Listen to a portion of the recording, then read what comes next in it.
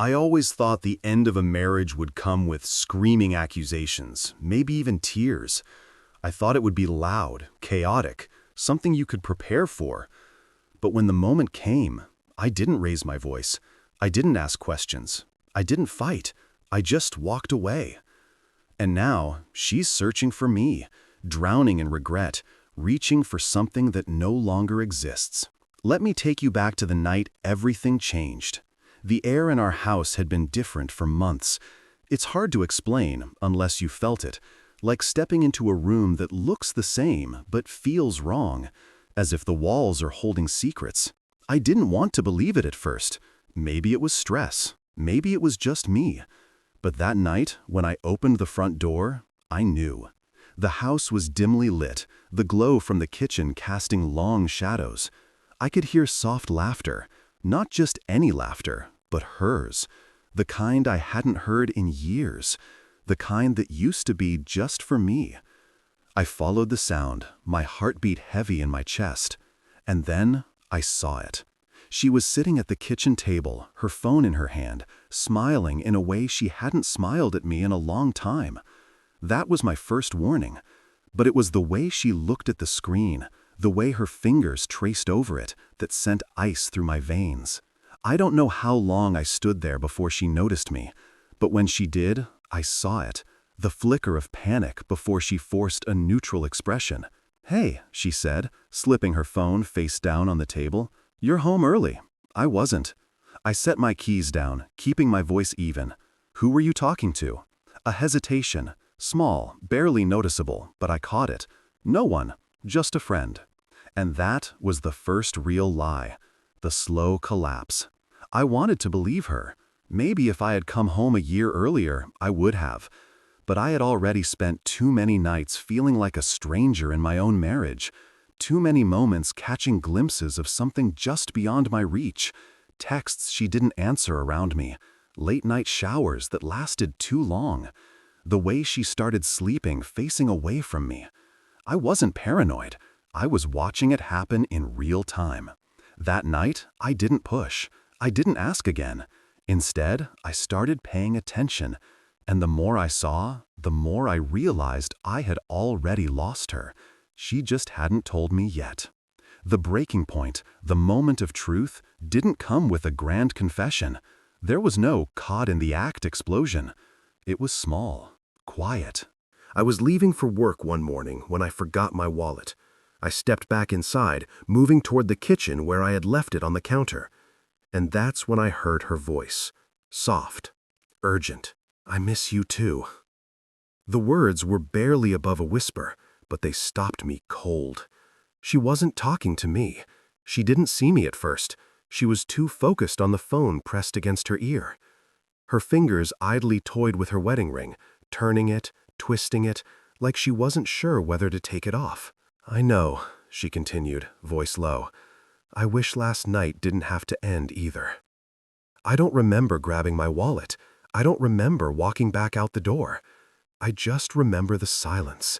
The kind that wraps around you when you finally understand that the person you love is already gone.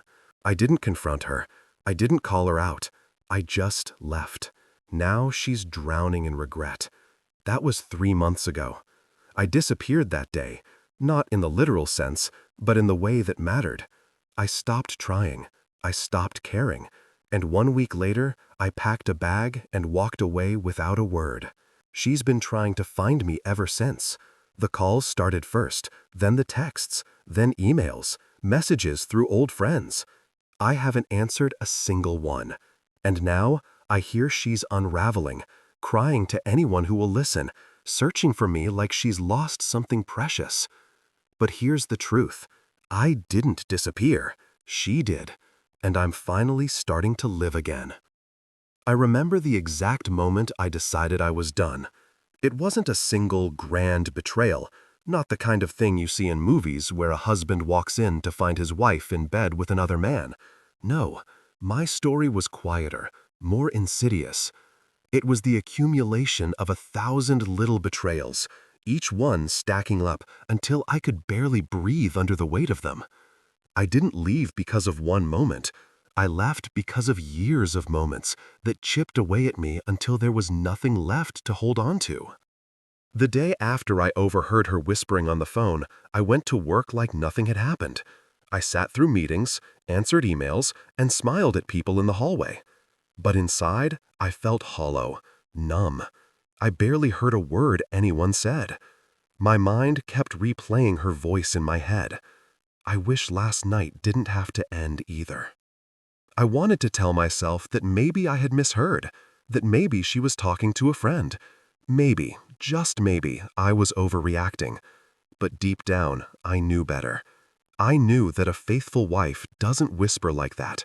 She doesn't say things like that. She doesn't sound guilty. I didn't confront her that night or the next. Instead, I did something I never thought I would do. I started watching her. Not in a possessive, controlling way, but in the way a man does when he realizes he might be sharing his life with a stranger. She started dressing differently, not drastically, but enough for me to notice. She'd always been beautiful, but suddenly she was putting in extra effort, wearing perfume just to run errands, taking longer to get ready for the gym, checking her phone constantly, then flipping it over as soon as I walked into the room. But the worst part? She stopped looking at me. There's something about a woman's gaze when she loves you. Even after years together, you catch little moments, her eyes softening when she sees you after a long day, the way she lingers just a little longer when she thinks you're not looking. But that was gone. She looked at me the way you look at a coworker you barely know, polite, empty. The breaking point came 2 weeks later. I had been playing along, acting like nothing was wrong, but inside, I was already making plans, figuring out what I needed to do. Then, one evening, she left her phone on the kitchen counter while she took a shower.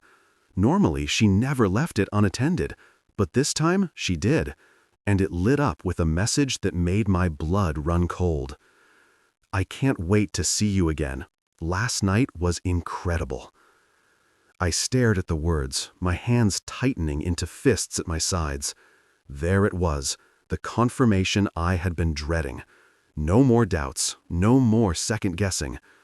I heard the water stop upstairs, heard her humming to herself as she grabbed a towel, and in that moment, something inside me just shut off. I didn't storm upstairs, I didn't demand answers, I didn't even touch her phone. Instead, I walked to our bedroom, opened my closet, and pulled out a suitcase. I packed calmly, methodically. I didn't take everything, just the essentials. Enough clothes for a while, my passport, a few personal things. By the time she came downstairs, I was already at the door. She froze, still drying her hair, her expression twisting into confusion. "Where are you going?" I looked at her, really looked at her, for what felt like the first time in years, and all I saw was a woman I no longer recognized. I took a deep breath and said the only thing that felt right. "I'm done." She blinked. "What?" "I know," I said, simply. "I know everything." I expected her to deny it, to lie, to scramble for an excuse, but she didn't. She just stood there, her face paling, her mouth opening and closing like she was struggling to find words. For a long moment, neither of us spoke, and then, her voice barely above a whisper, she said, "Please, don't go." But I didn't answer. I just walked away. That was 3 months ago. Since then, she's been trying to find me. She started with texts, then calls, then messages through mutual friends.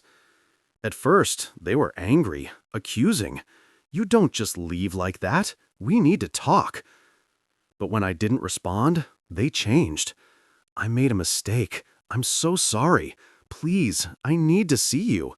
I don't know how to fix this, but I'll do anything." But I don't believe her. I don't think she's sorry for what she did. She's sorry for what she lost, for what she threw away. And now, I'm the one she can't replace. But I'm not coming back. I walked away in silence, and that silence, it's louder than any words she could ever say. I never imagined how powerful silence could be, how it could consume someone, drive them to the brink, make them desperate for a single response, a single word. I used to think that when relationships end, the pain comes from the shouting, the accusations, the bitter fights. But I was wrong. It's the absence that hurts the most. She's drowning in it now. I disappeared from her world without a sound, and now she's clawing at the empty spaces I left behind, trying to find me, trying to bring me back. But there's nothing left to bring back. The man she once knew, the one who believed in her, trusted her, loved her, that man is gone. But it didn't happen overnight. And if I'm honest, I don't think she ever thought I'd leave at all. After I walked out that night, I expected to feel something. Anger, grief, maybe even relief. But mostly, I felt empty. I drove for hours, not even knowing where I was going. I ignored my phone as the notifications started piling up, the calls, the texts. At first, I thought I might stop somewhere, a motel, a friend's place, but I didn't want to see anyone. I didn't want to explain. So I just drove. It wasn't until I hit the next state line that I finally pulled over at a rest stop, turned off the car, and just sat there, staring at nothing. My hands still gripping the steering wheel like it was the only thing keeping me grounded. She had betrayed me, lied to me, and yet I still felt this sick, nagging instinct to forgive her, to turn back, to give her a chance to explain. And that's when I realized how deep her hooks had sunk into me. I wasn't just walking away from her. I was walking away from the version of myself who had spent years making excuses for things that didn't sit right. The gut feelings I had ignored, the little moments that should have made me stop and think. But instead, I had pushed them down, buried them under trust and love. I was mourning the part of me that still wanted to believe in her. The first night away was the hardest. I checked into a small roadside motel under a name that wasn't mine. I turned off my phone completely, resisting the urge to read her messages, to hear her voice. I told myself I'd sleep, but of course I didn't. My mind wouldn't let me. I kept replaying everything, the way she had looked at me when I said I know everything. Like a child caught stealing, not truly sorry, just afraid of the consequences. And I realized something in that moment. She hadn't lost me that night. She had lost me months ago. She just didn't realize it. She had been drifting away, little by little, pushing me further without even noticing. And I had let her. I had been so wrapped up in loving her, in wanting our marriage to work, that I ignored the fact that I was the only one still fighting for it. She had checked out long before I ever walked out that door. When I woke up the next morning, if you could even call it waking up since I barely slept, I finally turned my phone back on. I expected missed calls, messages, and I was right. But what I didn't expect was how quickly she had shifted gears. At first, the messages were panicked. "Please talk to me. I didn't mean for this to happen. Just tell me where you are. I need to see you." But when I didn't respond, they changed. The next wave of texts was angry. "You're really going to throw everything away over this? You're acting like a child. Fine, be a coward." I almost laughed at that one. Coward? I had stayed silent while she had ripped apart our marriage piece by piece. I had spent months, years, pushing down every doubt, every suspicion, every ache in my chest when she pulled away from me. I had fought for her long after she had stopped fighting for me, and yet I was the coward? No, I was just done. I didn't respond. I didn't give her the fight she wanted. And as the days passed, the messages kept coming, shifting between regret and blame, apologies and anger. She was unraveling, realizing that I wasn't coming back, and I think that terrified her more than anything. It's been 3 months now. I have a new apartment, a new city, a new life. It's quiet, but it's mine. I don't look over my shoulder anymore, don't check my phone expecting another message from her. I don't wake up in the middle of the night reaching for someone who isn't there. But I know she's still looking for me. Friends have told me she's been asking around, trying to figure out where I went. She's still sending emails, still reaching out to people from my past, hoping for some kind of closure. But she won't find me. Because the truth is, she didn't just lose me when I walked out that night. She lost me the moment she decided I wasn't enough. And now, she's drowning in the regret of realizing that I was. I never realized how much of myself I had given away until I finally left. It wasn't just about walking out that night. It was about all the pieces of me I had let her take over the years. My trust, my patience, my ability to forgive even when I shouldn't have. And yet, for all the silence I've given her since I left, it's her screams that echo now. She's been searching for me, calling old friends, digging through memories, retracing her steps, trying to figure out where she went wrong. She doesn't understand that she didn't just lose me when I packed my bags. She lost me long before that. The day after I left, I found myself sitting in a small coffee shop 2 towns over, staring at a cup of black coffee that had long since gone cold. I had no idea where I was going, no plan, just an overwhelming need to be anywhere but there. The reality of what I had done hadn't hit me yet. It felt like I had stepped outside of my own life, watching from a distance as someone else lived it. A man sat down at the table next to me, older, maybe in his 60s. He was reading a newspaper. Who even still does that? But I envied him, this stranger with his routine, his ordinary day. I wondered if he had ever sat where I was now, feeling like the ground had just disappeared beneath his feet. I didn't realize I was staring until he looked up and gave me a knowing nod. "Rough morning?" he asked. I laughed, a bitter, hollow sound. Something like that. He studied me for a moment, then gestured to my untouched coffee. "You look like a man who just lost something important." I exhaled, shaking my head. I think I just lost something that was already gone. He didn't ask for details, didn't press, just nodded again like he understood more than I had said. And maybe he did.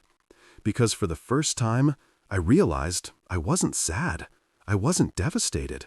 I wasn't broken. I was just free. But she wasn't. Over the next few days, my phone became a landmine of unread messages. At first, I ignored them all. Then, out of curiosity, or maybe weakness, I opened one. "I don't know where you are, but I need to talk to you. Please." I stared at the words for a long time, but they meant nothing to me now. I pictured her sitting in our empty house, staring at her phone the way I had once stared at her, waiting for a sign that she still cared. But unlike me, she had made her choice. She had just never expected me to make one too. A few days later, a mutual friend texted me. "She's losing it, man.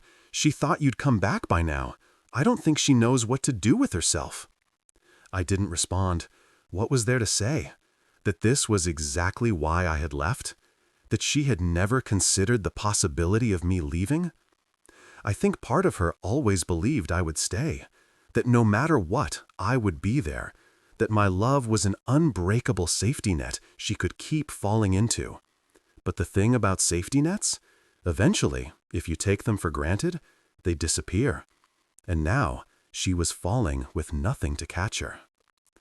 I started over.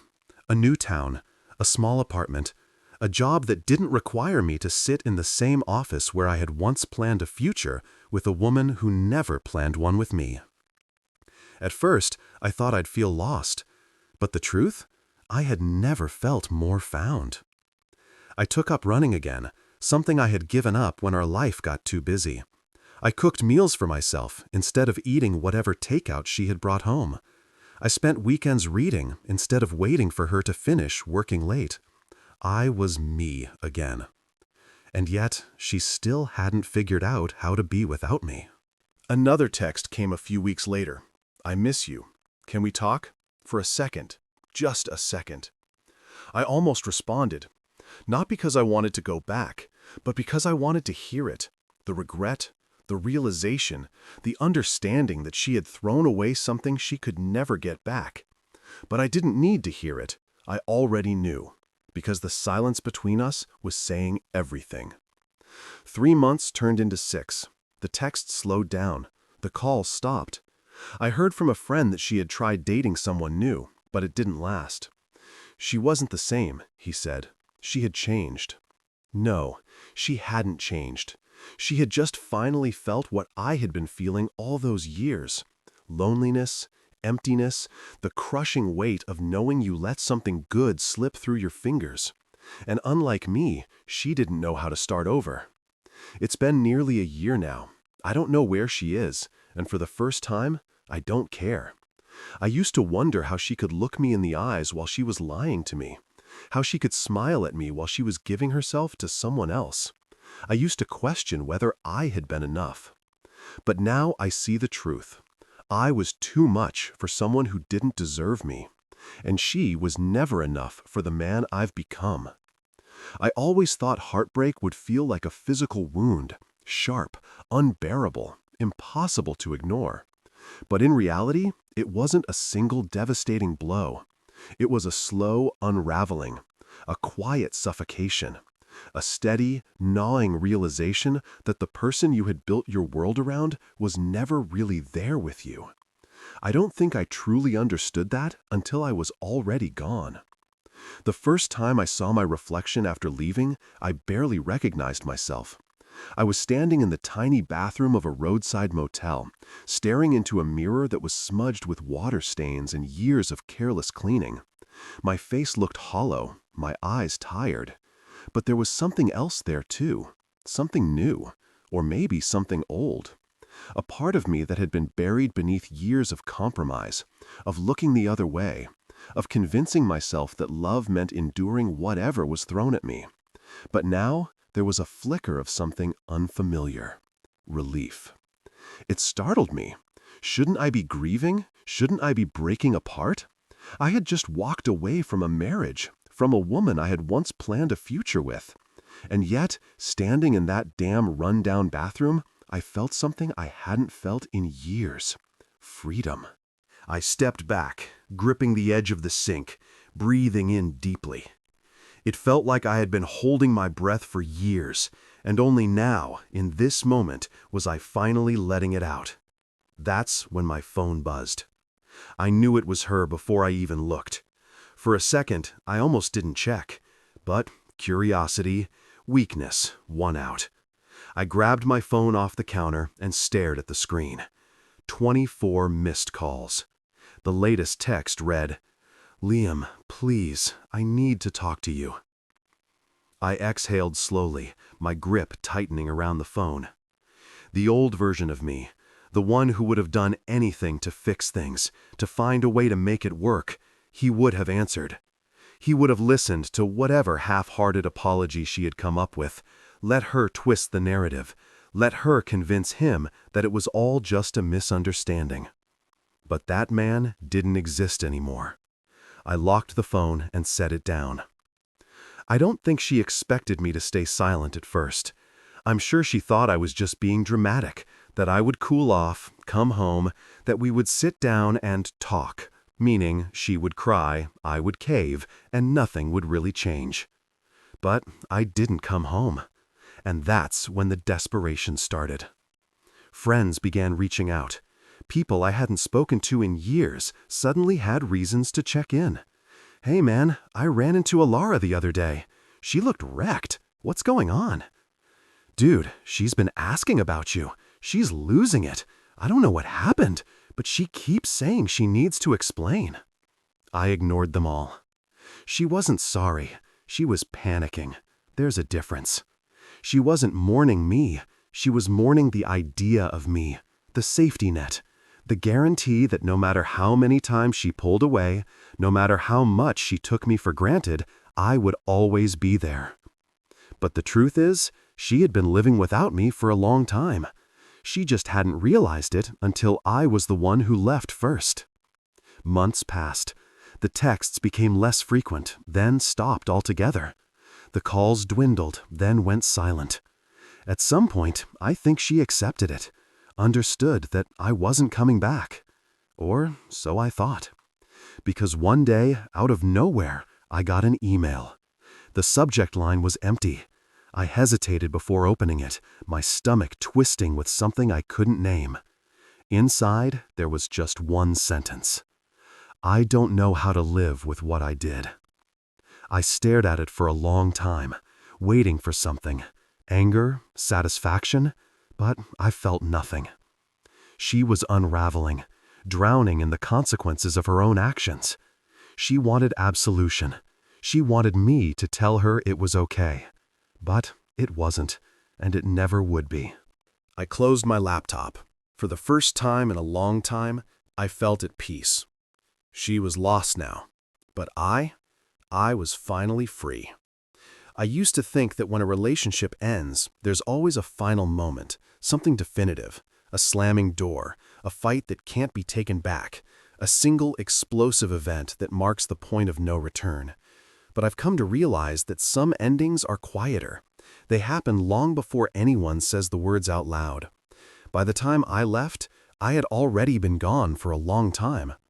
Maybe that's why it didn't hit me right away, why I didn't feel that sudden rush of pain or grief, because the version of me that loved her, that believed in her, had been dying for years, chipped away by small betrayals and quiet disappointments. I was just the last one to figure it out. But she's only realizing it now. The days after her last email were strange. I kept expecting another message, another attempt to reach me, but there was nothing. Silence. And I think that's what made me uneasy, because I knew her. Elara wasn't the type to just let things go. If she wasn't calling, if she wasn't begging, if she wasn't still trying to control the situation in some way, then she had to be planning something. And I wasn't wrong. I was sitting in my apartment one evening, drinking coffee that had gone cold hours ago, when my phone vibrated with a text from an old friend, David. We hadn't talked much since I left town, mostly because I had distanced myself from anyone connected to my old life. But for some reason, seeing his name made my stomach twist. "Dude, she's looking for you." I didn't respond. I just stared at the screen, jaw tightening. A minute later, another message came through. "She showed up at my place asking where you were, said she just needed to talk to you one last time." I sighed, rubbing a hand over my face. I should have seen this coming. She wasn't letting go. Not because she wanted me back, but because she wanted to be the one who decided when it was over. That was how she worked. Always in control, always the one setting the rules. But this time, she didn't get to decide. I typed out a quick response. "I don't care. Don't tell her anything." He answered almost immediately. "Man, I wouldn't. Just thought you should know. She looked bad, like really bad." I stared at the message for a long time before locking my phone and setting it down. I knew what he was doing. He wanted me to feel something. Guilt, pity, regret. He wanted me to wonder if I should give her closure, if I should let her say whatever it was she needed to say. But I wouldn't, because I had needed closure for years, and she had never once cared about that. A week passed, then another. I started to think that maybe she had given up, that maybe she had finally realized that some things aren't fixable, that I had become nothing more than a ghost to her, someone she would only remember when the weight of her regret became too much to bear. And then, one morning, I opened my door, and there she was. I froze for a second. Neither of us spoke. We just stared at each other, the silence between us stretching, thick and suffocating. She looked different, thinner, like she hadn't been sleeping. Her eyes, once bright and full of life, were shadowed. Her face, pale. I should have felt something. Anger, sadness, vindication. But all I felt was nothing. "Liam," she whispered, her voice barely there. "Please." I exhaled slowly, my grip tightening on the edge of the door. "What are you doing here, Elara?" Her throat bobbed. She looked at me like she was searching for something, some trace of the man who used to love her, the man who would have let her inside without hesitation. But that man was gone. She swallowed, wrapping her arms around herself. I needed to see you. I needed to explain. I let out a hollow laugh. Explain? She flinched. I know I don't deserve it. I know I... Her voice cracked, and she took a shaky breath. I don't expect you to forgive me. I just need you to know that I shook my head, cutting her off. Elara. She looked up at me, hope flickering in her tired eyes. I don't care. Her breath hitched. What? I don't care why you did it, I said, my voice steady. I don't care how sorry you are. I don't care what you regret. I exhaled, running a hand through my hair. I needed to hear all of that a year ago, maybe even 2, but you never cared then, so why should I care now? She opened her mouth, but no words came out. And in that moment, I saw it, the realization, the understanding that this time she couldn't fix it, that there was no grand speech that would undo everything, that I wasn't going to let her have this moment. She had always been able to win me back before, but now there was nothing left to win. Tears filled her eyes, but I didn't move. I just stood there, watching as she crumbled under the weight of everything she had done. I had spent years drowning in that pain, waiting for her to notice. And now, it was her turn.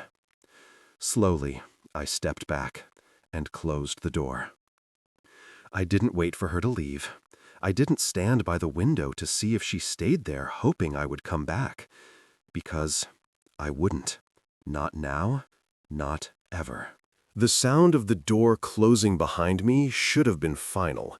It should have marked the end, the moment she realized that there was no more room for her in my life. And yet, as I stood there, staring at the wood grain, I could still feel her presence on the other side. I don't know how long she stayed, maybe minutes, maybe an hour. I didn't check. I refused to stand at the window and watch her, refused to let myself be caught in the gravity of her regret. I had spent too much time waiting for her to realize what she had, for her to look at me the way she was probably looking at that closed door now, with desperation, with the kind of pain that doesn't have an easy fix. But it was too late. For months, I had been the one drowning, and now she was gasping for air. I sat on the couch, staring at my phone. There was a part of me, buried deep under all the hurt, that wanted to check if she had called someone, if she had left another message. But I didn't. Instead, I let the silence stretch. And then, as if the universe had some twisted sense of humor, my phone buzzed. I exhaled through my nose, picking it up with more force than necessary. For a moment, I thought it would be another message from Elara, but it wasn't. It was David, the same friend who had warned me that she was looking for me, the same friend who, despite everything, had stayed neutral through it all. I heard she showed up at your place. Of course he knew. News like that traveled fast, especially in our small circle. I hesitated, then typed back. Yeah, didn't let her in. His reply came almost instantly. Good, but just so you know, she's still not giving up. I stared at the screen, my jaw tightening. What do you mean? She's planning something. I don't know what, but she said she has to make things right. I figured you should know. I ran a hand down my face. Damn it, Elara. She never knew when to quit. The next morning, I went about my day as usual. I made coffee, sat by the window, and let the morning sun spill into my apartment. For the first time in a long time, I felt settled. Not happy, not completely at peace, but on my way there. And then, just as I was about to leave for work, there was a knock at my door. For a split second, my stomach dropped. I knew that knock. Slow, hesitant. I sighed. Elara, go home. A pause. Then, please, Liam, just hear me out. I closed my eyes, counting to 5. I already did. You just didn't like my answer. She let out a shaky breath. I wrote you a letter. I know you won't listen to me, but maybe you'll read this. Please, just take it. I should have said no. I should have walked away. But curiosity is a dangerous thing. I opened the door just enough to see her, just enough to take the folded paper she was holding out. Her hands were trembling. I didn't say a word. I just took it and closed the door again. I heard her exhale on the other side, and then, after a moment, footsteps retreating. I didn't read it right away. I placed it on the counter and went about my day, refusing to let her drag me back into whatever guilt-ridden spiral she was drowning in. But by the time the sun had started to set, the weight of it was impossible to ignore. So, finally, I unfolded it. Her handwriting was messier than usual, like she had written it in a hurry. Liam, I know I don't deserve your time. I know you don't owe me anything. But if you read nothing else, please read this. I never stopped loving you. I scoffed. Too little, too late. I kept reading. I don't expect forgiveness. I don't even expect you to respond. But I need you to understand. Understand why I did what I did. Not as an excuse. There is no excuse. But because I can't live with you thinking I never cared. You were always so good to me. Too good. And I was selfish. I was stupid. I let my fears and insecurities ruin the best thing that ever happened to me. And when I realized what I had done, it was too late. You had already gone silent, already disappeared. And I don't know how to live in this silence, Liam. I don't know how to exist in a world where you don't care anymore. I know I hurt you, and I will never forgive myself for it. But if there is even the smallest part of you that still believes I ever loved you, then please, just tell me that. Tell me I wasn't imagining it. Tell me I didn't completely destroy something real. Because if I did, I don't know how to move forward. I finished reading and let out a slow breath, setting the paper down. For a long time, I just sat there, staring at nothing, waiting for some kind of reaction. But there was nothing. No anger, no sadness, no regret, nothing. I had moved on, and she was still stuck in the past, trying to reach for something that no longer existed. I picked up my phone, opened her contact, and typed out the only response she would ever get from me. You weren't imagining it, but you lost it. Then I blocked her number. For the first time in years, I felt free, and I knew, finally, that freedom was forever. The moment I hit block, I felt lighter, like a chain that had been wrapped around my chest had finally snapped. No more waiting, no more wondering, no more giving her space in my life that she had long since lost the right to occupy. And yet, I knew this wasn't just about her anymore. It was about me. For the longest time, I had been stuck in a cycle, replaying the past, trying to understand how we had gone from everything to nothing. But the truth was, there was no single moment, no clear breaking point. She hadn't woken up one day and decided to betray me. It had been a slow erosion, a million small choices, each one pulling her further away from the woman I thought I knew, until the person she had become was nothing more than a stranger wearing my wife's face. And now I was finally ready to let that stranger go. The next morning, I woke up feeling different, lighter, clearer. For the first time in a long time, I didn't check my phone first thing. I didn't wake up with a tightness in my chest, wondering what kind of message might be waiting for me. Because it didn't matter anymore. I had chosen myself, and that choice was final. Weeks passed, then months. I got used to my new life, my new routines. I stopped thinking about her. And slowly, I started living again. It wasn't some dramatic transformation. There was no overnight epiphany, just small moments of clarity. Days where I didn't think about the past at all. Mornings where I drank my coffee and actually tasted it, rather than just using it to keep myself running. Evenings where I walked through my apartment and didn't feel like I was missing something. Because I wasn't. I had everything I needed. And she had nothing but regret. I ran into David at a coffee shop one afternoon. We hadn't talked much since everything happened, mostly because I had been distancing myself from anyone who still had a connection to my old life. But when I saw him sitting there, scrolling through his phone, I hesitated for only a second before walking over. He looked up, surprised. "Liam?" I nodded. "Hey." He gestured to the seat across from him. "Join me." I debated it, then sat down. We made small talk for a while. Work, life, the usual. But I knew the real topic was hanging there, waiting to be addressed. And finally, he sighed. "You know she's still looking for you, right?" I didn't react. I just took a sip of my coffee. Let her. David studied me for a moment, like he was waiting for something, some sign that I cared, that I was still haunted by it. But I wasn't. "She's a mess, man," he finally said. "It's actually kind of sad. She told me the other day that she wakes up every morning expecting to see a text from you." I set my cup down, exhaling slowly. "She'll have to get used to disappointment." David shook his head. "I don't think she will." And maybe that was true. Maybe Elara would never let it go.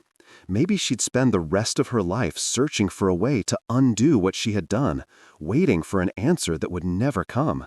But that wasn't my problem anymore. I stood up, grabbing my coat. "Take care, David." He looked at me for a long moment, then nodded. "You too, man." I walked out of that coffee shop and never looked back. I didn't check my phone. I didn't think about her. I just walked forward. Because my story didn't end with her regret. It began with my freedom.